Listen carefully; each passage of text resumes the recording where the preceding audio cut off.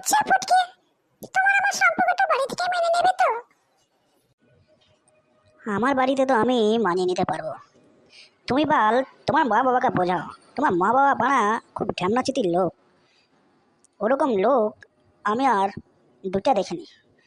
এই দুটোই দেখেছি, সেটা হলো তোমার মা আর তোমার বাপ। সেটা একদম লেওড়া মুখের লোকজন। এই, তুমি কিন্তু আমার মা বাবাকে গালিগালাজ করছো, অপমান করছো। আমি কিন্তু সহ্য করবো না। তুমি আমার মা বাবাকে একদম গালিগালাজ করবে না, বলে দিলাম। আমি একদম ঠিক কথা বলেছিল মাগি। তোর মা বাবা এক নম্বরে ঢ্যামনাচিতি লোক এই দুনিয়াতে। তোর মা বাবার মতন আর দুটা মানুষ নাই, বুঝতে পারলি? তোর মা বাবাকে আগে বোঝা ভালো করে, তারপরে আমার সঙ্গে ডেট কর, প্রেম কর। না তো শুধু শুধু টাইম পাস করিস না। এখনও আমার জন্য অনেকে টুম্পা, শম্পা, চম্পা, ঝামেলি চামেলি অনেক আছে লাইনে দাঁড়িয়ে।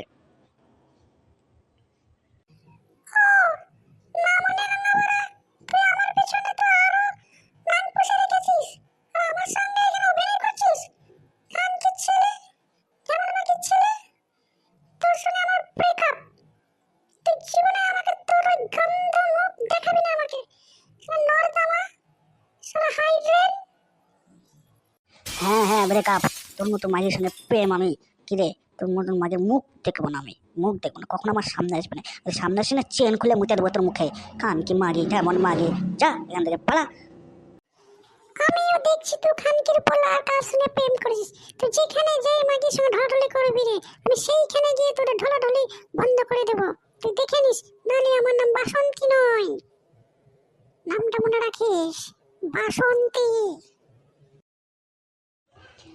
দেখছো, শালা এমন খানকি মাগির সঙ্গে আমি প্রেম করছিলাম গো। হ্যাঁ, যে প্রেম করে যদি বিয়েটা করিয়া ফেলতে, তাহলে আমার জীবনটা তো পুরো শেষ হয়ে যেত গো, ধনিয়া পাতা হয়ে যেত পুরো। হ্যালো, জানো কোথায় তুমি? তোমার জন্য কখন থেকে আমি রাস্তায় দাঁড়িয়ে আছি, তুমি আসছো না কেন? আসো। ওহ, এত দেরি করো না।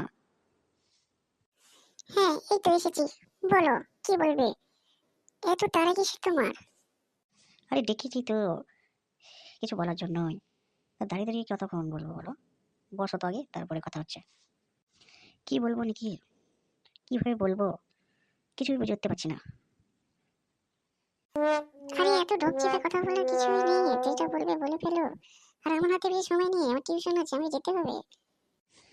আসলে নাকি আমি তোমাকে ভালোবেসে ফেলেছি।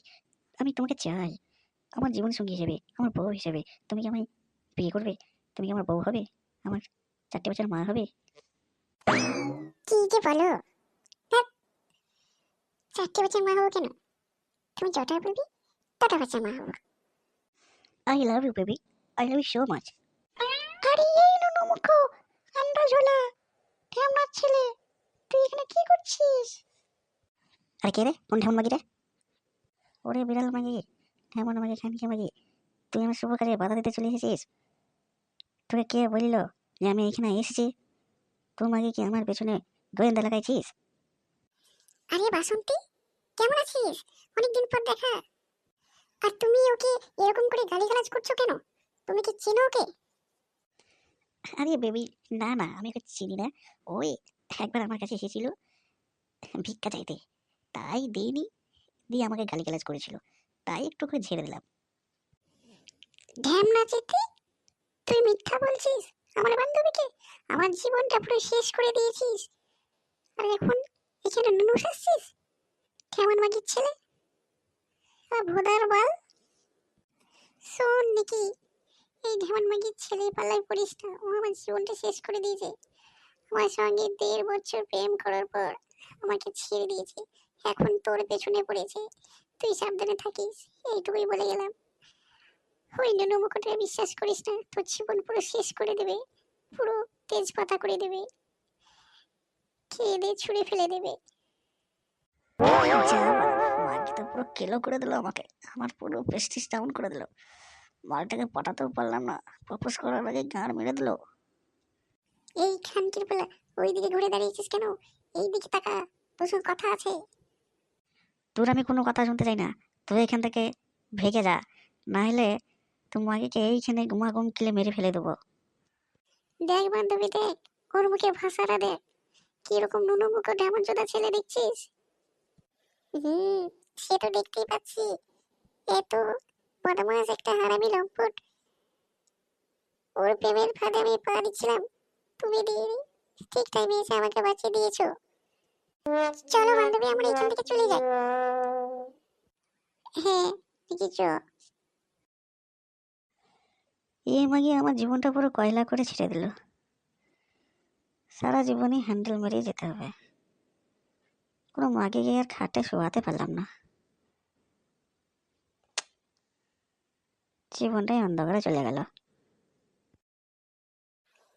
কি বন্ধুরা, ভিডিওটি কেমন লাগলো কমেন্টে অবশ্যই জানাবেন।